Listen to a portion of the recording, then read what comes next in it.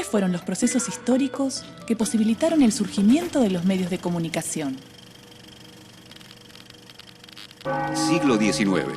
En la primera mitad del siglo XIX, con el boom del telégrafo eléctrico, en algunos países se opta por delegar la inversión en las grandes empresas, mientras que en otros se inclinan por la participación mayoritaria del Estado.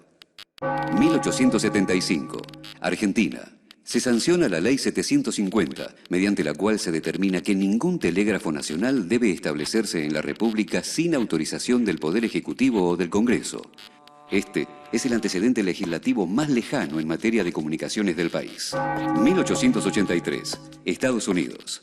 Joseph Pulitzer compra el diario matutino The World. Ya es dueño del St. Louis Post-Dispatch, que es una fusión entre los periódicos Westlake Post y el St. Louis Dispatch. 1895. William Randolph Hearst compra el New York Morning Journal y comienza una escalada empresarial que lo lleva a poseer el mayor conglomerado de medios de comunicación de todos los tiempos. 28 diarios, 18 revistas, además de agencias de noticias, cadenas de radios y productoras cinematográficas. Siglo XX. 1913. Argentina. La Ley 9127 establece el monopolio estatal de medios como la mejor forma para proteger la seguridad del Estado. Se incluyen las comunicaciones de ese entonces, telegráficas, telefónicas y radiales. Este mismo año se legisla sobre la transmisión radioeléctrica relacionada con los faros y los barcos. Las habilitaciones las da el Ministerio de Marina. 1927. Estados Unidos crea la Comisión Federal de Comunicaciones, conocida como la FCC por sus siglas en inglés, que hasta hoy regula los medios en ese país. 1932. Argentina. El 17 de marzo se lanza el noticiero cinematográfico que convierte a Crítica en el primer grupo multimediático del país. Su dueño, Natalio Botana, posee el diario con ese nombre desde 1913. 1953. Durante la segunda presidencia de Juan Domingo Perón, se promulga la primera ley de radiodifusión en un contexto democrático. Desde esta ley y hasta la actual 26.522, la Argentina pasó 56 años sin tener una ley de radiodifusión de la democracia. 1957. 4 años después, el gobierno de facto del general Pedro Eugenio Aramburu firma el Decreto Ley 15.460/57, que habilita al Estado y a los particulares para brindar servicios de comunicación a través de concurso público, otorgándole protagonismo a los medios comerciales. Un año después, se conceden las primeras licencias para canales de televisión privados, cuyo fin es netamente comercial. 1972. El 22 de agosto se dicta el Decreto Ley 19.798, que instaura la competencia del Poder Ejecutivo Nacional para establecer, explotar, autorizar y fiscalizar toda actividad de telecomunicaciones, así como para administrar las bandas de frecuencias. Se crea el Comité Federal de Radiodifusión, CONFER, como organismo autárquico dependiente del Ejecutivo Nacional. 1980. Se dicta el Decreto Ley de Radiodifusión 22.285, firmado por Jorge Rafael Videla y José Alfredo Martínez de Hoz, entre otros, conforme con el principio de la seguridad nacional, para garantizar la adhesión de los contenidos al ideario de la dictadura. Se censura la libertad de expresión y se privilegia un sistema comercial de medios. 1989. El recién electo presidente Carlos Menem inicia la era de las privatizaciones con la Ley 23.696 de Reforma del Estado. Eliminando el artículo 45 de la Ley de Radiodifusión que prohibía a los dueños de los medios gráficos ser propietarios de licencias audiovisuales. A partir de esto, la formación de grupos multimedios es un hecho. Se privilegia y estipula que solo serán licenciatarios de las señales quienes tengan fines de lucro. Los únicos medios que quedan en manos del Estado son ATC, Radio Nacional y radios públicas provinciales, municipales y universitarias. Años 90. Se crean grandes grupos mediáticos, como el Grupo Clarín, el Grupo Atlántida, el SEI y el Grupo Uno América, entre los más importantes. Siglo XXI. 2009. El 10 de octubre se sanciona la Ley de Servicios de Comunicación Audiovisual, que busca reducir la concentración del sector a través de sus principios antimonopólicos y plurales, y de acuerdo a los estándares internacionales de libertad de expresión y derecho a la información.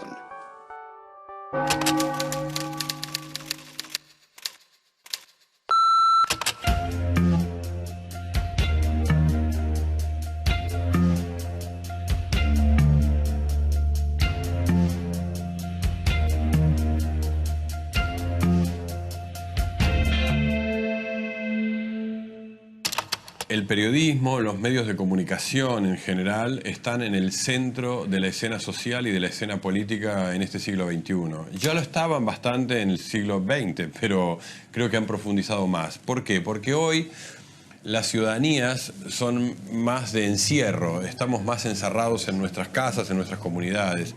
Me parece que la función del periodismo cada vez más está próxima a parecerse mucho a un poder del Estado. ¿Por qué? Porque influye en las campañas electorales, porque influye en las demandas de los ciudadanos a los políticos, porque influye en cuál es la agenda de problemas que tiene una ciudad, porque influye en las ideologías de esta época, dado que han caducado aquellas ideologías que formaron los grandes sistemas de pensamiento del siglo XIX, XX, etc. Entonces el periodismo tiene un peso muy importante y tiene una resistencia bastante grande a que lo veamos así, lo veamos con el poder que tiene. El periodismo ocupa un lugar muy importante en la Argentina y muchos periodistas han ejercido una especie de terror mediático, acorralando a políticos, empresarios, con mucha soberbia, erigiéndose en un poder que no se puede tocar. Los periodistas, por lo general, sienten que tienen impunidad para preguntar. No deben responder ante sus actos. Entonces, muchas veces cuando periodistas han equivocado, no hay ante quién rendir cuentas, si se puede decir así. Hay muchos errores que han cometido periodistas que seguramente en otro tipo de trabajo les equivaldría a ser echados directamente de la profesión y sin embargo no pagan por eso. Esto les da una cuota de poder muy grande, por eso los políticos le temen y además muchos periodistas se han convertido en verdaderos fiscales de la República, que también tiene que ver con la falta de justicia, el desprestigio hacia los políticos, contribuido en gran parte por los propios periodistas. Entonces los periodistas se sitúan muchas veces en el lugar de la verdad, de la rectitud y de la justicia, como si esto fuera así. ¿Cuál es el rol del Estado como responsable de que ese poder mediático no silencie la posibilidad de pluralidad en la construcción de sentido? Los promedios de concentración que nosotros medimos con Guillermo Mastrini son: en la Argentina el 83% en promedio. Esto significa los 4 primeros operadores en todos los medios de comunicación dominan el 83% de los mercados. En Brasil el 80%.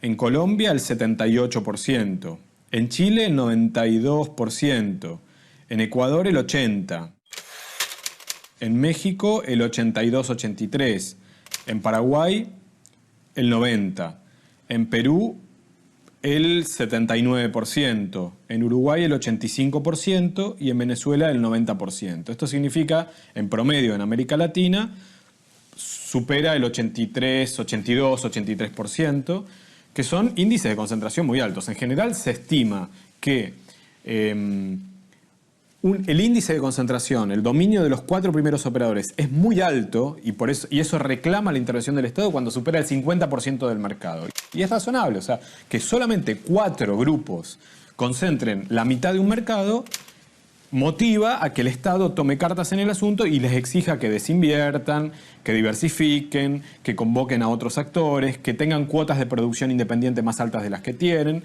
para que no ejerzan una posición dominante en el mercado. A nosotros como sociedad nos empobrece que los niveles de concentración sean tan altos.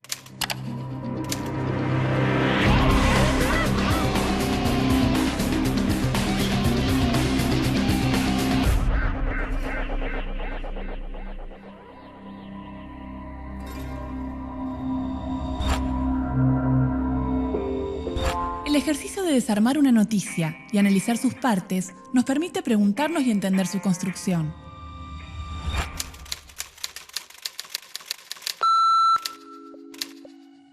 Veamos el mapa de medios de comunicación, tal como estaba cuando se sancionó el 10 de octubre de 2009 la Ley 26.522 de Servicios de Comunicación Audiovisual. El Grupo Clarín, cuya composición accionaria está dividida en un 70% propiedad de Ernestina Herrera de Noble, Héctor Mañeto, Lucio Pagliaro y José Aranda, un 18% en manos de Goldman Sachs, Sociedad Anónima, y el resto cotiza en la bolsa. Posee, para el momento en que se sancionó la ley, el diario Clarín, Olé, La Razón, la agencia de noticias DIN, las revistas Pymes, Genios y EL, entre otros medios gráficos nacionales. Además, es dueño de Canal 13, el canal de noticias TN y el canal de cable Volver, la radio Mitre, entre otros. Y tiene el 60% de las acciones de Multicanal, Cablevisión, Fibertel, Flash, Ciudad Internet, Full Zero y Data Markets. También el 50% de TIC Sport. Adquirió el 55% de la productora Polka, el 30% de Ideas del Sur, otro 30% de Patagonic y un 80% del Grupo Cimero. Poseedor de los diarios La Voz del Interior de Córdoba y Los Andes de Mendoza. Además, el Grupo Clarín es propietario en un 37% de Papel Prensa, empresa que provee de papel de diarios a los periódicos argentinos. Un porcentaje igual posee La Nación y un 26% está en manos del Estado. Por su parte, el Multimedia Grupo 1, de Daniel Vilá y del exministro de Menem, José Luis Manzano, se inicia en 1994, con la fundación de la empresa Supercanal, dedicada a la televisión por cable, de la que hoy conservan el 83% de las acciones. Tienen 25 empresas de televisión por cable, con una cartera de 227.000 abonados en Mendoza, San Juan, Catamarca, La Rioja, San Luis y Córdoba. Es así que el Grupo 1 tiene ediciones locales en Santa Fe, Mendoza y Entre Ríos, entre otros periódicos de diferentes partes del país, y posee el 51% del diario La Capital de Rosario. También el grupo tiene el 47% de las acciones de América Medios, que posee el canal América TV, el canal 10 de Junín y el canal de noticias América 24, además de la radio La Red. Pero sus principales inversiones, básicamente, se centran en el interior del país.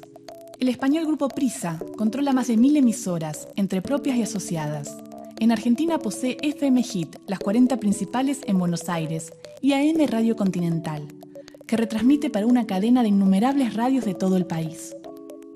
El Grupo Prisa también tiene un inmenso control sobre el mercado de libros en América Latina, a través de las editoriales Alfaguara, Aguilar y Tauros, además de Santillana, que produce casi todos los textos escolares que utilizan los alumnos latinoamericanos.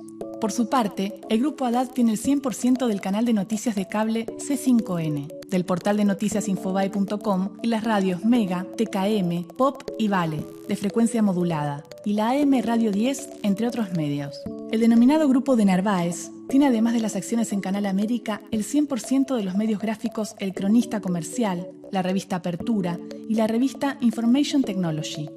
A esta concentración de la información en manos de pocos grupos mediáticos se le suma la falta de federalización de la noticia. Según un estudio de retransmisión, la mayoría de la información proviene de la capital federal. La región pampeana solo produce el 28% de sus contenidos, la del Cuyo el 38%, el noroeste el 36% y el noreste un 24%.